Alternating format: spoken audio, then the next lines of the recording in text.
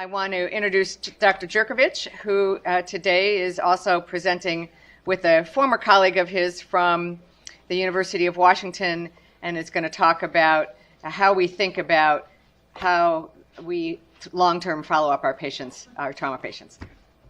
Jerry, thanks.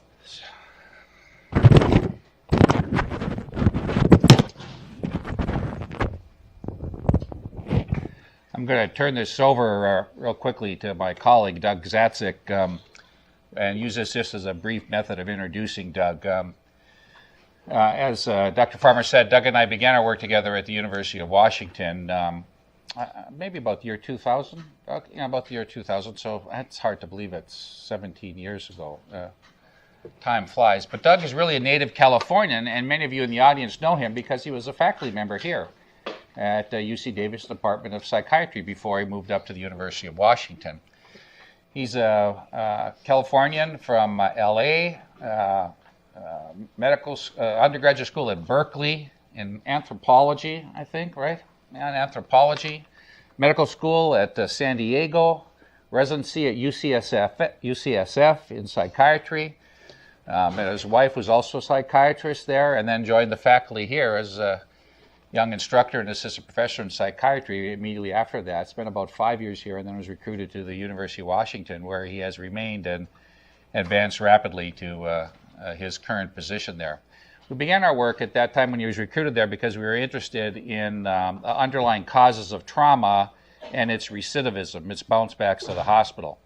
We looked at a large group of cohort of patients and found that between 60 and 70% of them had alcohol on board at the time of their injury, or in fact their crash was caused by alcoholism, and we began our collaboration looking at ways to stop alcohol recurrence as a cause of admission.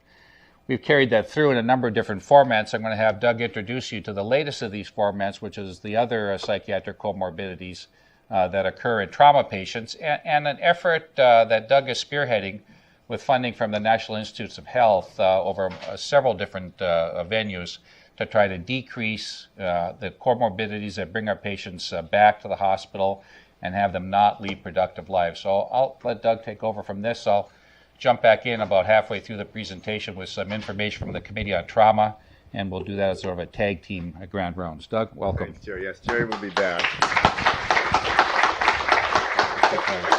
Oh, this button here, right? Okay, cool. So yeah, Jerry gave a really excellent overview of the work we've been collaborating on over the past 2 decades, but the work really began here with an open-minded trauma surgeon, I think Dave Wisner, who is actually here, 1996, 1997. Dave was interested in sort of a meth epidemic in the Sacramento Valley and was really beginning to see that, I think what we've convinced a lot of folks of, which is trauma surgeons are always or often sort of dealing with psychiatric issues. In a joking way, you could say you guys are kind of running psych wards, but it's always been sort of tacit.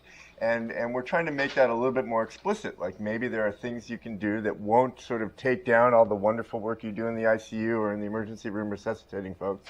Like it won't sink the ship, but at the same time we can address those psychiatric problems in an efficient way. That's sort of the essence of this. Screen and triage and get those folks on a good trajectory so they don't end back up on the trauma units, or and that they can recover and rehabilitate in the community. So that's the essence of this, okay? How do you quickly triage, screen, intervene briefly with trauma patients who have psychiatric problems, and then continue with your usual workflow and everything else you do? So, we'll talk a little bit about the history of this work, dating back to UC Davis and moving through Harborview. We'll talk about PTSD and comorbidity. PTSD is kind of a tracer condition. It turns out PTSD, alcohol, drugs, bipolar, suicidal ideation, more is worse, okay? There's dose-response relationships between these risk factors and mortality after trauma admissions, rehospitalization, not returning to work. Then we'll talk about collaborative care. Over the past decade, with Jerry and others at Harborview, we've developed these models that integrate psychiatric care and surgical care, and that these teams work together. It's not like you have a silo over here of trauma surgeons and a silo of psychiatrists and a silo of social workers. We sort of brought these integrated teams together, and together we address these issues. That's really the essence of collaborative care. And we can do it effectively. We'll show you some Annals of Surgery publications that document that. Finally, Jerry will come back and tell us about how not only are we doing the research, but the American College of Surgeons, trauma surgeons are born to take action. So if we've got good evidence, why not sort of implement it nationally? And Jerry will talk about really a decade-long dialogue that he instigated. He started with Wayne Meredith and others in 2006 that really links these clinical trials with national policy. And then we'll talk about the TSOS implementation trial. We did a training here with Kristen Matthews and others. I see Joyce here in the audience, other nurses on that team yesterday with Doyen Darnell. And we're hoping, I think we're getting a team together that will be able to implement this, at least with 24 patients on the intervention side. And then we'll talk about future directions. So I don't want to take up too much time, and so I'll sort of breeze through a few of these. This is a paper where Dave Wisner is the senior author. This is 2000 in the Journal of Trauma, where we took 11,000 admissions at Davis and said, God, how many times do you see a psychiatric disorder? How many times do you see an alcohol use disorder? And linked it to issues of length of stay and costs in trauma patients. With Rich Kravitz, who some of you may know, he's I guess a dean now in somewhere in the research world. He has a Center for Primary Care Research. We looked at post-traumatic concerns way before patient-centered care was even on the map, and looked at sort of what trauma patients were most concerned about in the weeks and months after their injuries. So then moved up to Harborview, began working with Jerry, and this is one of the studies Jerry was mentioning, like if you randomly approach 900 Harborview inpatients who are a lot like UC Davis inpatients, who are a lot like UCLA Harbor inpatients, who are a lot like Parkland or Baltimore Shock inpatients, okay? About 70 to 80% will have one or another substance use, mental health, PTSD related issue. If it's not the risk behaviors that brought them into the hospital, the drinking and driving, it's the depression, suicide, PTSD, anxiety after the admission that they now have from the trauma. So really high prevalence of psychiatric problems. Furthermore, we've done more recent work. This is a study of 77,000 admissions in the state of Washington, where we've linked the trauma hospitalization with mortality data. And this just recently came out. We've been working on this. And basically, we see that if you look at just counting ICD-9 diagnoses, like the paper with Dave Wisner in 2000, but now for the state of Washington, mental health, alcohol, drugs, chronic medical conditions, suicide, and look at 5-year outcomes, okay? First, very high rates of mental health, substance use, chronic medical conditions, 62%. So you've got level 2s with elderly fall folks in this sample. 14% suicide or overdose, 4% violence. It's interesting because there's a big push towards violent injury, and we'll see what happens with that, and especially guns and NRA issues. We'll see where that goes. But it's important to keep that in mind. It's a small percentage, and basically, if you break out your abacus and do a count, more is worse. So if you've got PTSD, alcohol, meth, pre-existing diabetes, a violent or suicide admission, you're about, 4 of those versus none of those. You're about, this HR is a hazard ratio. It's a risk of mortality from a Cox proportional hazard model. You've got about a 5 times greater likelihood of dying in the 5 years after your injury than if you had none of those disorders. And it's like dose response. Just add them up. Any way you want to do it, that's fine. Patrick Romano would figure it. I don't know if you guys know Patrick. He'd figure a smarter way to do this, but we just want to count. When we're triaging, we just want simple, straightforward counts. We don't want to make it too complicated because we want to use it as frontline providers. Same thing with, this is a risk ratio now, basic same dose-response relationship. This is rehospitalization. And Jerry and I have talked a lot about this, but our internist colleagues, pulmonary intensivists, if you have COPD, diabetes, congestive heart failure, and you have somebody who gets discharged and readmitted, right now there are penalties for a 30-day or less readmission. Okay, is that going to happen with DVT prophylaxis, wound infection? You guys tell me, but that's the kind of thing we're trying to think about. So all this mental health stuff is sort of a Trojan horse for the day when trauma surgeons are responsible for those 30-day readmissions and aren't getting reimbursed. Everything we're about to talk about is relevant to that in terms of care coordination, linkage, and preventing ED visits. So this is a paper, New England Journal 2006. Jerry is on this with Ellen McKenzie, Fred Rivard. This is the paper from the NSCOT National Study on Cost and Outcomes of Trauma. Trauma centers save lives, 19 trauma centers compared to 51 non-trauma center hospitals. We tagged on a PTSD and depression study Jerry and I presented at the American Surgical Association in 2007 on this, and we got this published in the Annals of Surgery in 2008. Basically, briefly, we put PTSD and depression skills in this survey of 3,000 patients 12 months after an injury. And we looked at the cross-sectional association between PTSD, depression, and not returning to work.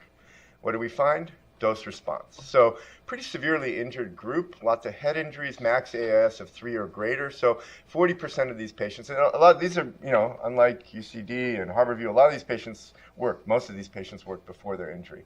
At our safety net trauma centers, about 40% or so of patients don't work. But in this sample, we could actually target return to work.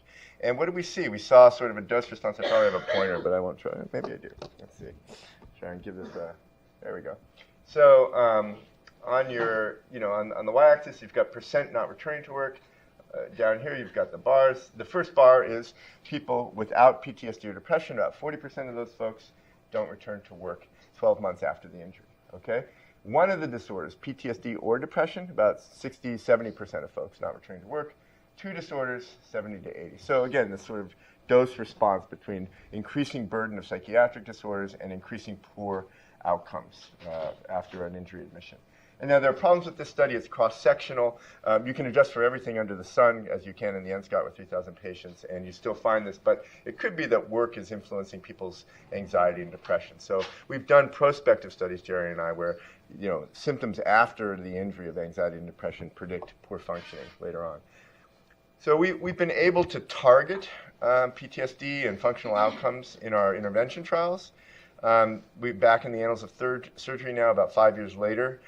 We have a study, a randomized effectiveness trial of collaborative care for PTSD. Briefly, what we did is we did this stepped collaborative care. I'll tell you a little bit more about that. We have an integrated team. Jerry's on the team, I'm on the team. Nurses from trauma are on the team, social workers are on the team, clinical psychologists. It's a big team at this point, and to get this effect. And we're taking this team approach, which is really stepped care. Okay, and what does that mean? That means step one is, what do we do in trauma? We save your life, and you should be grateful, right? And then you sail off a flat earth, right, into the abyss of community integration, rehabilitation. We've saved your life, and the rest is up to you. So in the stepped care model, the first thing we're trying to do is we're trying to link the trauma center with community care. And we're helping the patient. This is what was taught yesterday to, here's the other folks like Amy is here. The nursing group, Kristen Matthews' nursing group, began to see that you can meet someone by the bedside or gurney, ask what they're most concerned about, of everything that's happened to you since the injury, what concerns you the most. Unbreakable, You just listen and then, oh, God, I'm in pain. Okay, well, I can help with that. Oh, God, I need a new house. Well, I can't really help with that. Anything else that's worrying you? Yeah. My driver's license, my wallet was in the car in the crash. Like, oh, well, I can help you with that.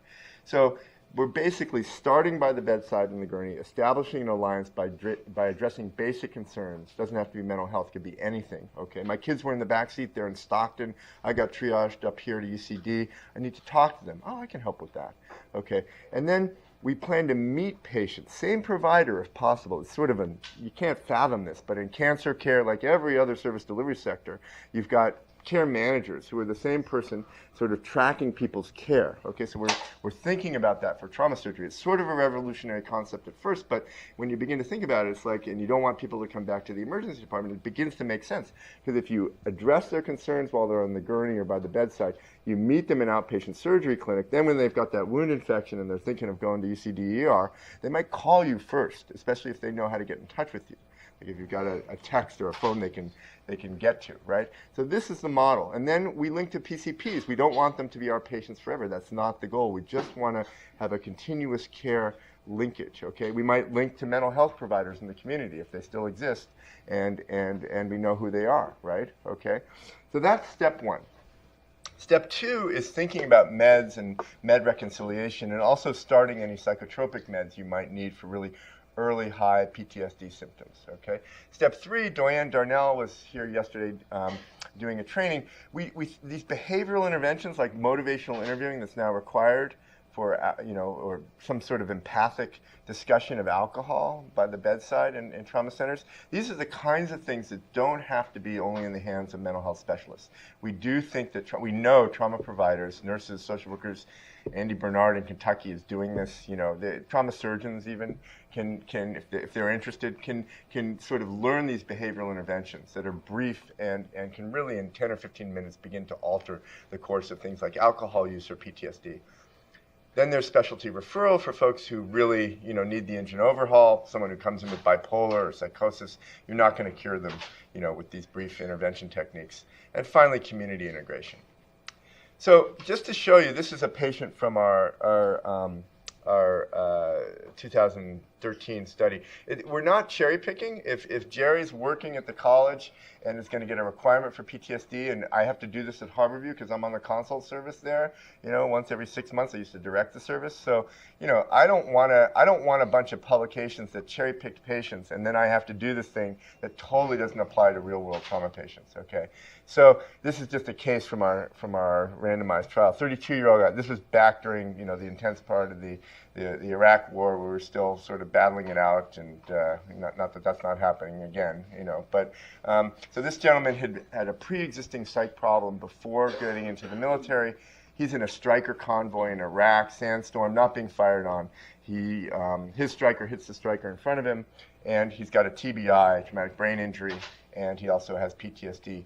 He comes back to the States. He falls out of care with the VA. He's using alcohol. He's driving with his dad in Seattle, and I don't know if it's weather like this, but inevitably he's intoxicated. His dad's in the passenger seat. They crash. His dad dies. And what do? It's a randomized trial. He's lucky. I mean, he might get a brief alcohol intervention in Harborview. That's required now in 2007, 2008. We flip a coin. So here's this guy. His dad's dead. We flip a coin, and he gets lucky, and he's in our STEP collaborative care intervention. Otherwise, he would have maybe gotten a 20-minute talk on alcohol, and that would have been that. Okay. So we in our collaborative care intervention, what do? We spend our 4 hours with him because this isn't going to be an engine overhaul. It's a tune-up. We link him to the VA. We make sure this time, with all his polytrauma, he gets into VA rehab services, and his PTSD doesn't go down over the course of the year. In the control group, we address his suicidality, his tremendous guilt for being involved in the crash that killed his dad and being drunk. Okay, but we basically link him to the VA. Okay, so that's the intervention. It doesn't feel like he's not getting better. So you're doing the intervention and he's not getting tremendously better, but he's linked. In the control group, who knows what would have happened? He would have left the trauma center and had these feelings and not had any care follow-up. Okay. So basically, and I'll zoom through this, but we impacted PTSD. This is higher is worser. The yellow line's the intervention group, the red line's the control group. We impacted physical function on the SF-36, like at this. The effect goes down over the course of the year, but here this is 5 points on the SF-36. This measures like whether you can go out in the community, climb stairs, go bowling.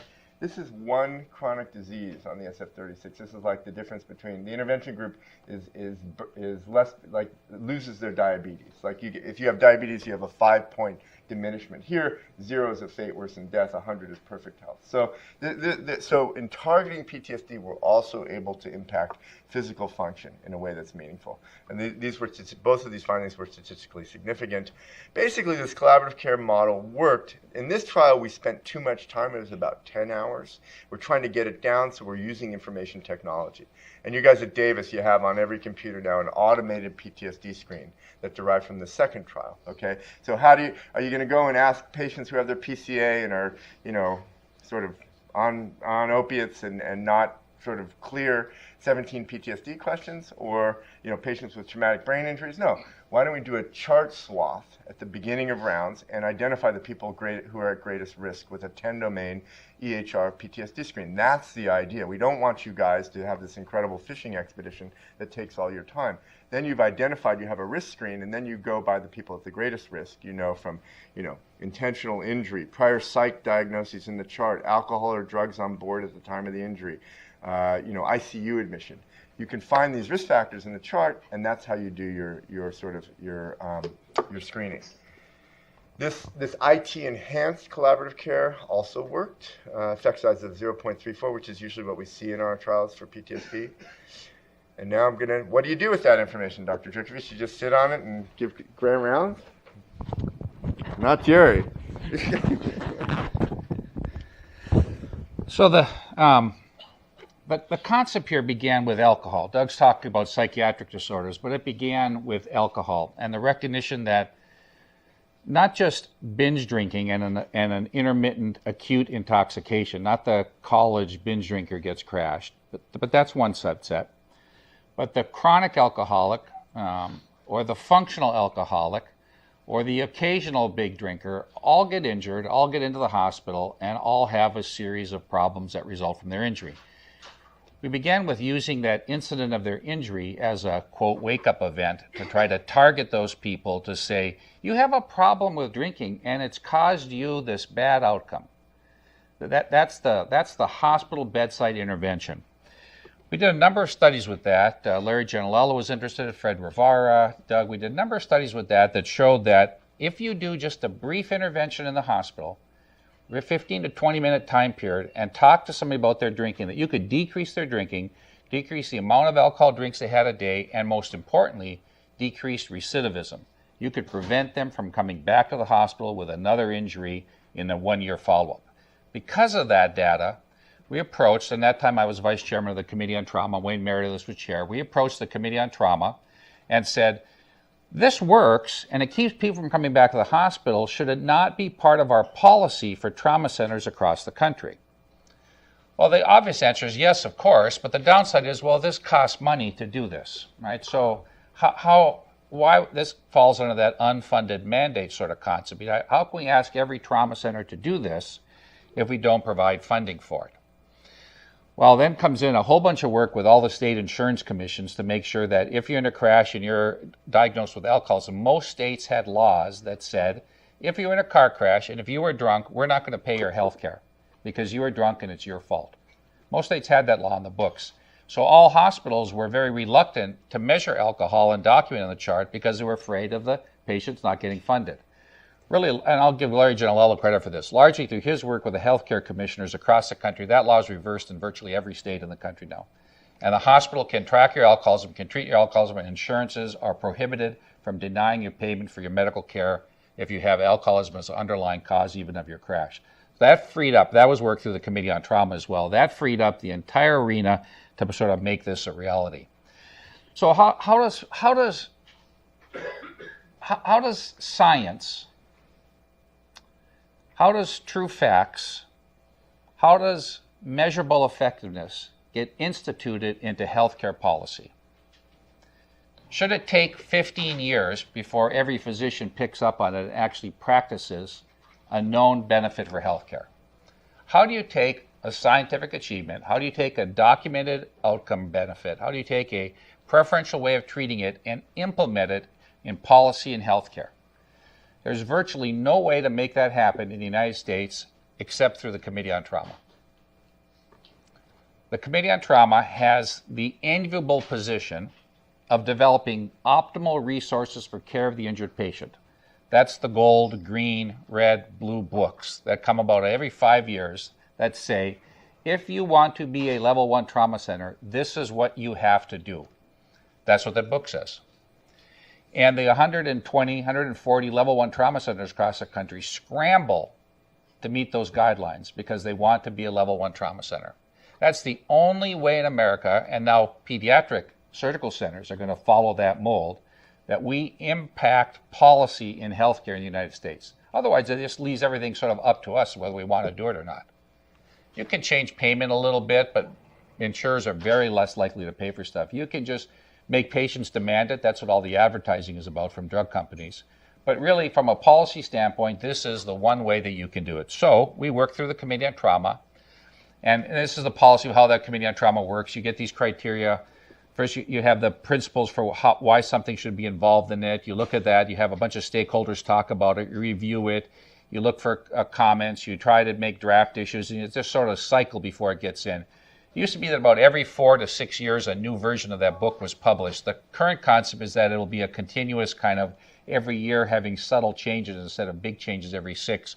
But right now we're still on the, COT is still on the new book every 5 or 6 years. And it generally goes by its color. Right now it's called the gold book. And so this started with alcoholism. A single site trial, that was a Harborview trial, was a PI in that study, of implementing alcohol abuse in trauma patient intermittent screening. It got into that, at that time, the green book of the COT as a recommendation. And in the next book, it got into a mandate that if you're going to be a level 1 trauma center, you have to have an interventionalist do intervention outcomes in alcohol patients while you're in the hospital. So it took about a decade, 8 years to make it happen. But that is a constant, persistent effort at trying to move these policies through. And we're trying with this idea of PTSD and other diseases of psychiatric order in trauma patients to do the same thing. So here in the prevention chapter was a first recommendation. Alcohol is such a significant associated factor in contributing to injury that it is vital that level 1 and 2 trauma centers have a mechanism to identify patients who are problem drinkers. In addition, they must have the capability to provide an intervention for patients identified as problem drinkings. When you take that last sentence, in addition, level 1 centers must have the capacity to provide an intervention, and you make that a mandatory part, and you put it out of a suggestion, and you put it into the list of mandatory parts to be a level 1 trauma center, it gets done.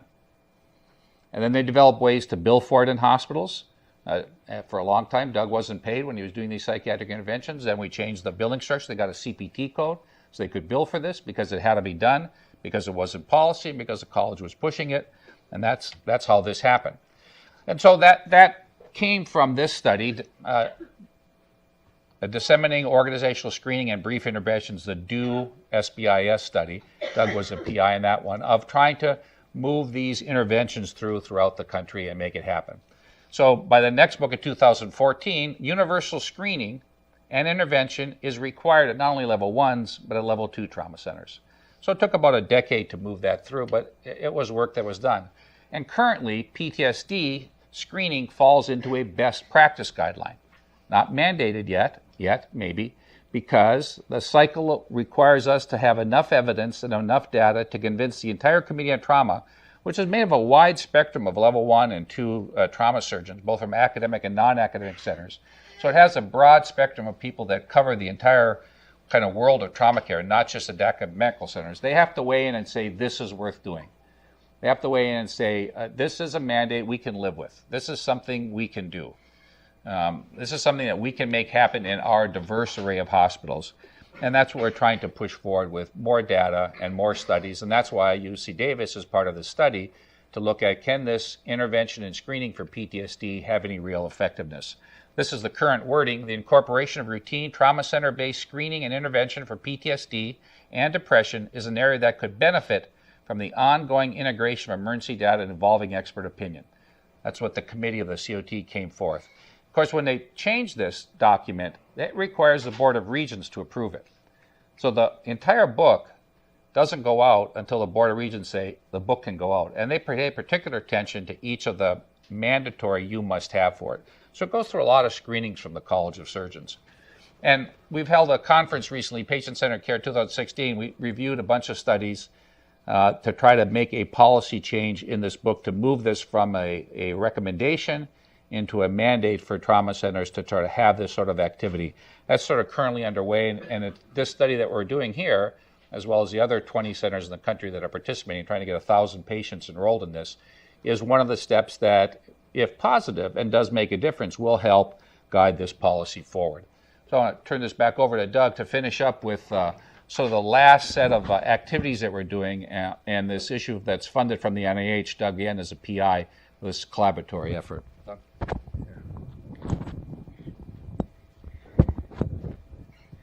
Yeah, so just in the last 5 minutes or so, this is what we trained on yesterday, and you know, it's a multi-site UH3. It's a sort of collaborative contract, and Jerry is a co-investigator, co-PI here at the UC Davis site, and really helping out tremendously nationally as we try and explain this model to 24, 25 trauma centers.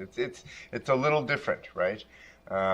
So basically, what we're doing with our UH3 with this multi-site study is we're teaching this collaborative care model we're hoping trauma centers will spend about 2 to 4 hours with each patient trying to link the trauma center to the community and address these mental health and functional recovery issues. So we think we can improve PTSD, depression, suicide, alcohol, and also improve functional recovery, just like the Annals of Surgery publication in 2013.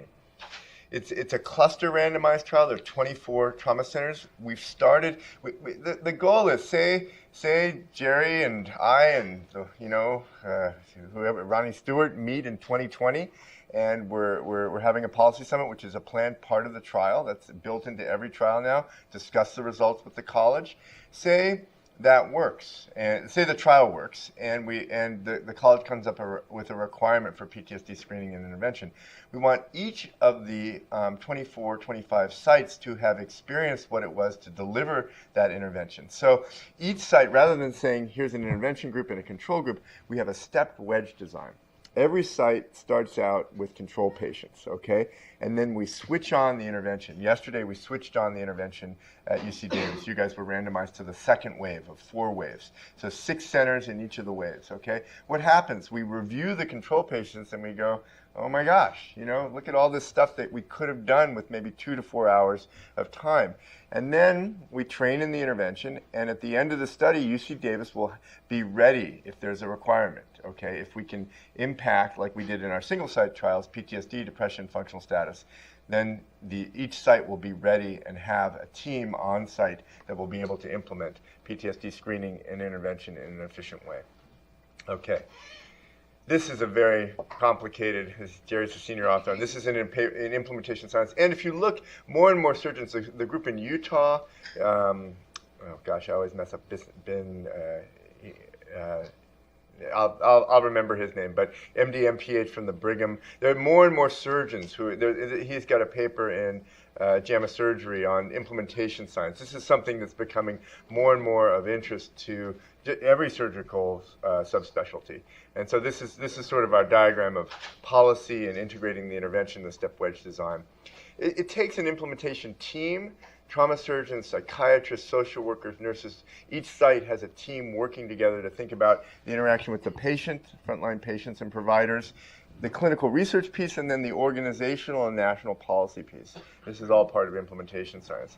The intervention training happened yesterday, 1-day training. We trained, I think, 6 of your trauma nurse managers, MPs, and also Jessica Vetter from psychiatry was here as a nurse A&P in psychiatry. So we're going to have ongoing coaching sessions and follow 24 cases over the course of the next year and a half through September of 2018. Again, it's the step care model. Step 1, linkage of the trauma center with the community, meds, behavioral interventions, specialty referral, and ultimately 6 months after the injury, hopefully community integration. In terms of the future, like I was saying, and I guess we're ending at 8:15, Jerry and I can take questions if there are any. We're looking to 2020 when we have, as part of the grant, as part of the NIH grant now, every grant we put in has a policy summit, okay? And we've talked about what the implications of the research are with the college before the trial. We do the trial, and then we all come together and think about what the future implications should be for the next. I don't know what color it's going to be next, but or if it looks like it might be online, and so. But that's the implementation science framework. And again, PTSD is a Trojan horse. I mean, you guys tell me. DVT prophylaxis. PCORI just funded a huge trial in ortho. How do you want to think about the results of that trial way before the trial's even done, and how will it implement policy? Because you guys are in a great position. David Hoyt is all over this. He wants bariatric surgery and surgical oncology to follow the trauma model, where you have these requirements. This is the wave of the future. I mean, and it started in trauma surgery. So, anyways.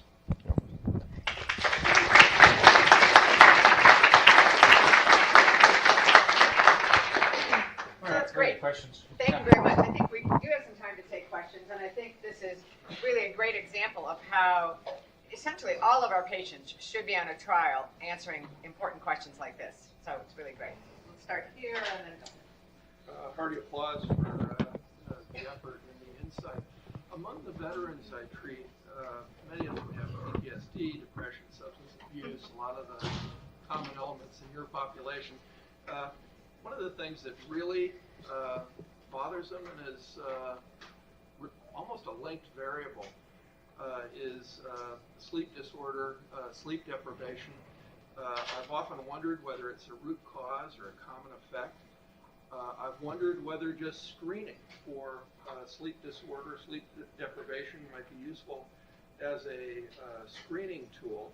And I've also wondered, in the context of your interventions, what your endpoints for success are. And the problem with, of course, success measurement in a trial like this is how long do you go? The longer, the better. As is the case in many diseases, it would be darn nice to have a surrogate endpoint, which is shorter term. Maybe. Yeah. Maybe So two questions. First. Maybe if you could fix the sleep problem. Yeah. That might actually be a surrogate endpoint for success in having treated the PTSD, the depression, all the other things. So a lot of stuff in that. Yeah, no, it's a great point. So two questions. Insomnia, like how do we think about insomnia? And it sounds like a VA colleague. I don't know, but I'm just chief of surgery at the VA. So at the Seattle VA, we'll start with and then we'll get to long-term outcomes. So at the Seattle VA, a group of sort of PTSD experts came up with this idea of using mini-press or prazosin for sleep disturbance after trauma.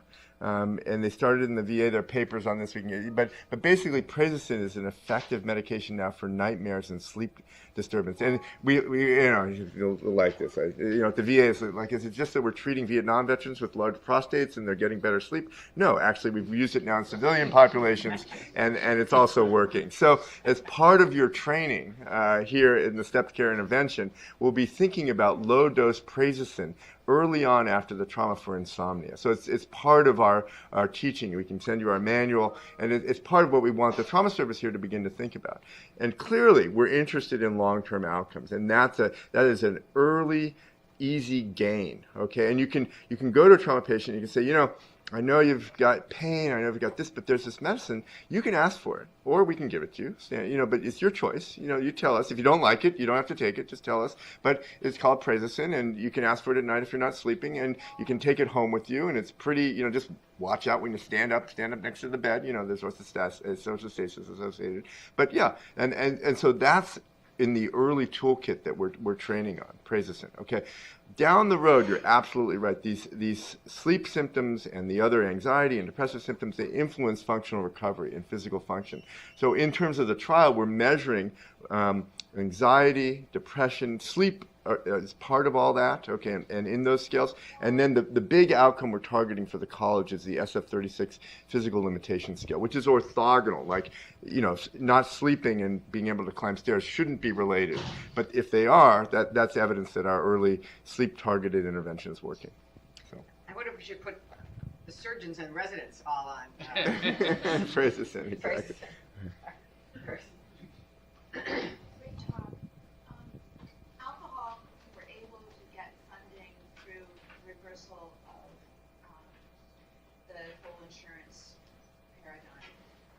How do you foresee, other than the carrot and stick thing coming down, where if they have readmissions, is there a way to be able to help reimburse? Obviously, we'll have to create a code for the interventions, etc. But how do you foresee being able to help support trauma centers or another using unfunded mandate? That's one question. Then the other question is, we do have a scarcity of mental health resources in the communities. It's something that the VA actually has a far better resource for those kinds of things than what many places in the community. And how to start to address that system. Yeah, Dr. Kokenar is pointing out two of the major hurdles with this kind of work. One of them is the lack of psychiatric resources in the community, and particularly the closure of so many inpatient beds. Although Doug was telling me last night that psychiatrists are one of the most in-demand physician trainees around, and people are hiring them for all sorts of different reasons. In ERs, for instance, to manage the large load of psychiatric patients that are in ERs, many ERs are putting on a psychiatrist on their staff for every shift to have somebody in the hospital to do that. So there's that major problem with that. That's a hurdle with the psychiatric services that exist. The other major puddle is funding for what sounds like a very elaborate amount of care. Now, when you break it down, this is 4 hours for one patient over how long of a period? A 6 months time period. So it's really not that onersome, but it is a burden, and it adds on to it. And that problem is one that we faced many, many times before for a variety of other ones. So hence one of the reasons for the focus of the outcomes of this is preventing people from coming back to the hospital, from being readmitted, from being able to go back to work. It's a global picture of improved health of a population, and I think we are maybe not hoping, but expecting that global health of a population will be more driving healthcare than sort of an individual fee-for-service on a single individual event. And if we can incorporate this into a global health picture, that should provide a benefit from that. But you're right, two big hurdles that have to be overcome.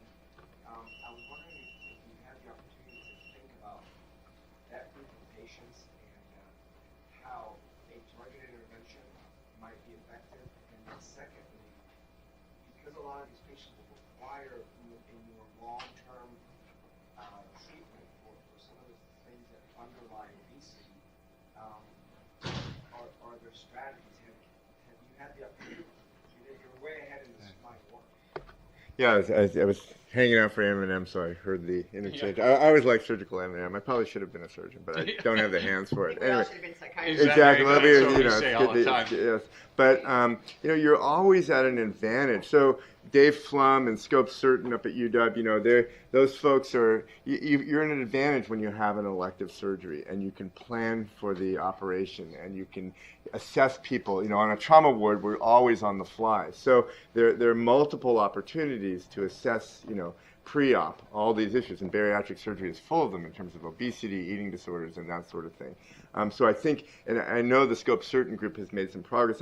I would encourage, Dave Hoyt is really interested in bringing this model, he talks about it, to bariatrics and surgical oncology. And so I think there's a lot happening. I'm not sort of focused in that area. This is pretty consuming, running around the country. But, but I think there's tremendous potential, and it's sort of, I think, where the future is. And also, back to the other question, we're trying to, now that Jerry's here, we have these outcome assessment tools. We're trying to get better surgical outcomes that accrue in real time on populations of patients. So in Washington State and Oregon now, we're wired for sound. We have a real-time workflow integrated emergency department decision support tool that tells you if your patient is back in the ER. And there's a commercial vendor, and Jerry and I are talking about, where's California with this? So that you can actually track in real time whether or not someone pops back into an ED, and you can get a flag as a provider if they're back. Okay, those are the kinds of things that we want to work into trauma care, but it can't, outpatient elective surgery, I think, has a real advantage. So. That model he was talking about of popping up in years, of course, began because of the drug and narcotic prescription issues, but it's been converted into a way to follow patients sort of more across a longer spectrum to make sure that they're not just coming back to ER, but they're showing up at other ERs as well. You want to describe the SCOPE program SCOPE, Surgical Outcomes Project. SCOPE is a brainchild of Dave Flum, a surgeon at the University of Washington, and others. It took a group of community surgeons from all types of different practices, picked the largest practices across the state, got funded by the State of Washington Insurance Commission and by some donations, initially got them together and then got funding for it from other sources, but got the group of surgeons to agree for what should be best practices for very specific events. The first one was appendicitis and its diagnosis. The next one was colon resections. The next one, I think, was video-assisted thoracic lobectomy. But a whole series of very specific surgical operations with very specific best practice guidelines, and then started measuring it at hospitals. And this, like anything else, the simple fact of measuring it changed practices, because the surgeons would get back together, they were the leaders of their own community, and they would say, wait, you mean my hospital is only getting 4 lymph nodes when we do a colon resection, and we're supposed to get 12? That can't possibly be right. I do a perfect resection. So they go back and talk to the pathologist. The pathologist says, yeah, I sort of read that, but I haven't been doing it because you haven't been asking me. It takes more work. They push them, and then they change the practice. And what do you mean I'm supposed to check an air leak when I do a low rectal anastomosis to make sure that it's not leaking? I haven't done that. Well, all your partners are doing it. Why aren't you doing it? Just that simple shining a light has changed those practices. And it's some dramatic changes in practice patterns in Washington State. Insurance company keeps funding it because they think it decreases recidivism, return to the operating room, and complications, and so the funding's coming from the Insurance Commission to do it. I do think that the state of Washington and that SCOPE program is really a model for outcomes work. It's interesting that we haven't done it at least through the UC. In the UC system. You know, there's a variety of ways we can think about this. So Yeah. I think that really is a great model of how that's been done, not just in academic centers, but in all variety of centers throughout the state. One more? Could you comment on ethnicity differences and prevalence and manifestation? Yeah.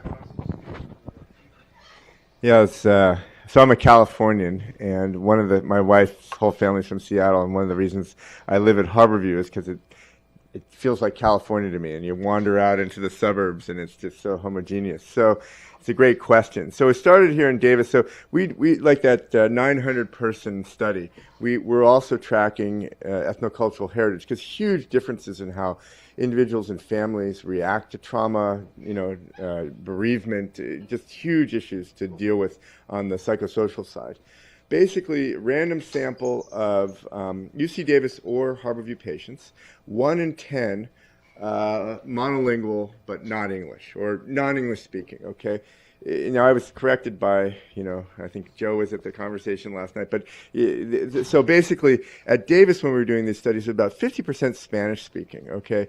At Harborview, of those 1 in 10 who are not English speaking, it's about 25% Spanish speaking, about 10% Vietnamese, and then quickly you're just awash in just about every language, 40 different languages. Huge issue, whether or not it's sort of getting an interpreter to explain that you're in a line for a CAT scan, or sort of dealing with bereavement or injury recovery. So it's a huge issue for trauma centers. Too often we're in acute care mode, and it's like, just like PTSD and everything else, it's like, oh my gosh, we have to deal with this also. Like, there's just too much. But it's something we're really trying to get in the fabric of trauma centers. So one last point on this. So we have an automated screen. You're using it at UC Davis. Who is talk about disparities and the brilliance of trauma surgeons. So we have an automated screen, and we're using it at the 24 sites. What are the first 4 or 5 factors on that screen for PTSD? Low income, ethnically diverse, women who are violently injured. Okay, say this gets adopted nationally, and the college comes out and says we have to use this screen without any huge debate.